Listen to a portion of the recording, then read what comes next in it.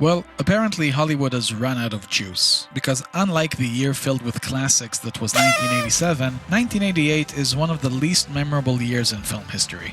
How do I know this? Because the highest grossing film of that year was actually the Best Picture winner, Rain Man. It seems really strange when you think about it, because of course 1988 had a few great films in it despite itself, and yet in a year where we got the likes of Die Hard, A Fish Called Wanda, and Who Framed Roger Rabbit, Rain Man was still the biggest box office success of that year. Why is that, you ask? Beats me. It's way less memorable than the films I've mentioned. But let's take a look at our film of the hour and judge it by its own merits.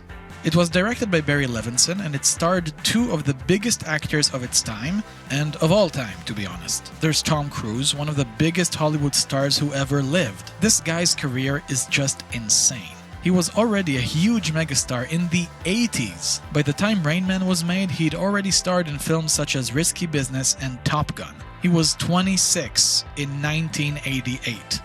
Mind blown. Now it's over 3 decades later, and he had just made the single biggest hit of his career at 60. What an absolute legend. And not to be upstaged, the second star of this film is Dustin Hoffman, one of the all-time greats. He delivers one of the defining performances of his career in this film, a performance so good that he won the Best Actor award for it. The two main leads are by far the best thing about this movie. Each of them does a great job, and they work well off one another. But other than that, nothing really stands out with this movie. Not on a technical level, and not on a story level. Everything else is just serviceable. The story is typical Oscar bait, about a man who figures out that his late father had left his entire inheritance to his older autistic brother, whom he never knew existed up to that point. The problems with the film begin pretty early on. The first half is just a bunch of scenarios that occur one after the other, all the while the characters and their dynamic doesn't change all that much. Ray is autistic, difficult, and brilliant, and Charlie is an impatient asshole who only cares about the money, and occasionally marvels at Ray's genius. The dynamic just continues to be like that for a good long chunk of the film, and it gets repetitive really quickly. Of course, by the halfway mark, things do start to change, but that leads to another problem. The film is really predictable.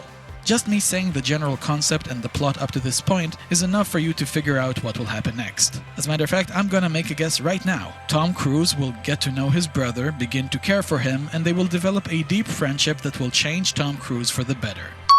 Perfect guess, A+ answer right there. We all knew that they'll be best buds by the end. We could see it from a mile away.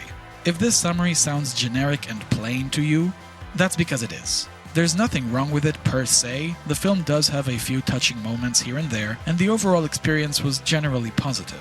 It's just that there was nothing spectacular about this film. Nothing that really makes it stand out among its peers, not even the acting, terrific though it may be. The story was just pretty bland, with nothing particularly interesting for me to latch onto. Visually, the film isn't very compelling, the music was nothing special, and the supporting cast was just okay. And that's the story of Rain Man for me.